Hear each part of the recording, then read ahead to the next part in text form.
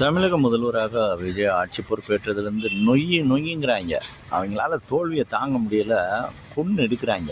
அவரை வேலை பார்க்க விட மாட்டேங்காங்க. சட்டமன்றத்துலேயும் போட்டு இம்சை பண்ணாங்க.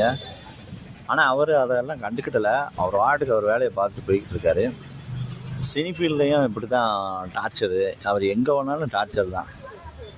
ஆனால் அதெல்லாம் ஜெயிச்சு மனுஷன் சூப்பராக நம்பர் 1 இடத்துக்கு வருவார். அது அவருடைய இயல்பு. பெரிய ஹார்ட் ஒர்க்கரு. அவர் அமைதியாக இருக்கிறத வச்சுக்கிட்டு ரொம்ப ஓட்டாதீங்க. இப்போ நீங்கள் துணை முதலமைச்சராக இருக்கும்போது நாங்கள் டெய்லி நீங்கள் என்னென்னலாம் பண்ணுறீங்கன்னு சொல்லிக்கிட்டு இருந்தீங்க. உங்கள் அப்பாவுடைய பின்னாடி ஒளிஞ்சிக்கிட்டீங்கல்ல. 75 வருஷம் கட்சிங்கிறீங்க.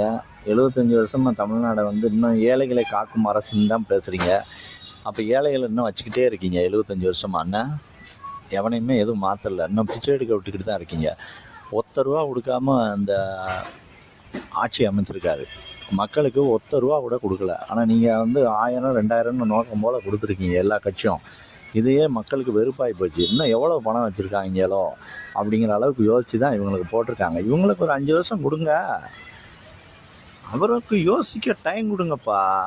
அப்புறம் அவரை ரொம்ப டார்ச்சர் கொடுத்தீங்கன்னா உங்கள் பக்கம் திருப்பிடுவார். நீங்கள் இந்த பழைய வருஷத்தில் என்னென்னலாம் ஊழல் பண்ணீங்க, என்ன மாதிரி டார்ச்சர் பண்ணீங்க அப்படிங்கிறத எடுத்து போட்டாருன்னு வச்சுக்கோங்களேன், உங்கள் நிம்மதி இல்லாமல் போயிடும்.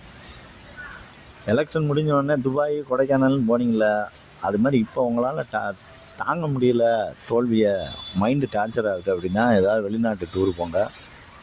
போயிட்டு உங்கள் வேலையில் பாருங்கள். அவர் வாட்டுக்கு அவர் வேலையை பார்ப்பார். கலெக்டர்ஸும் ஐபிஎஸையும் வச்சு சட்ட ஒழுங்கை சரி பண்ணிவிட்டு அடுத்து ஒவ்வொரு லைனாக வருவார். நன்றி, வணக்கம்.